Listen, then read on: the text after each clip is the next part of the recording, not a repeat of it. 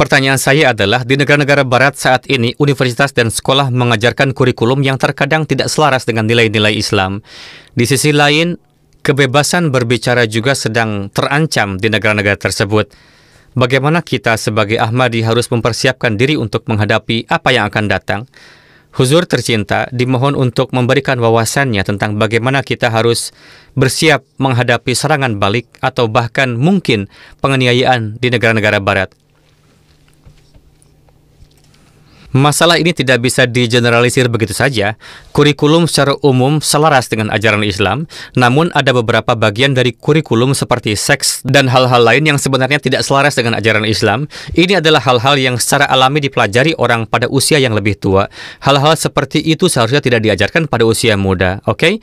Tapi ini tidak dapat dihindari. Jadi satu-satunya solusi untuk ini adalah membuka sekolah kita sendiri dan mendidik anak-anak sendiri. Tapi kita tidak memiliki sumber daya untuk melakukan ini. Jadi ketika anak-anak pulang dari sekolah, lakukan diskusi dengan mereka. Saya sering mengatakan ini. Lakukan diskusi dengan mereka dan jelaskan bahwa meskipun mereka telah mempelajari hal-hal tertentu di sekolah, inilah yang diajarkan Islam mengenai hal tersebut. Dengan cara itu, mereka akan mempelajari kedua konsep. Mereka akan mempelajari ajaran Islam dan ajaran sekuler yang diajarkan di sekolah.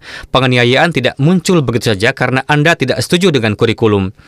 Namun, ada tren baru yang telah dimulai di mana jika Anda berbicara mendukung rakyat Palestina di universitas, pemerintah akan mengeluarkan mereka seperti yang terjadi pada seorang mahasiswa di salah satu universitas Anda di Amerika. Itu adalah seorang mahasiswa Afrika yang dideportasi. Oke, dalam hal ini seseorang harus fokus untuk mendapatkan pendidikan mereka dengan tenang dan bertindak dengan cara yang bijaksana. Jika sesuatu dikatakan secara terbuka tentang agama, seseorang tidak boleh berkompromi dengan keyakinan mereka demi hal-hal duniawi. Seseorang harus tahu bagaimana merespons.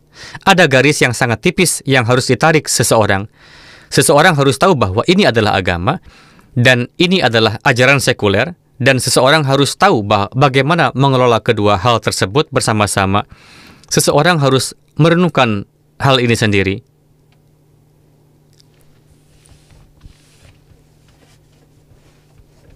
Oke, baik Huzur. Seseorang tidak boleh takut akan apapun.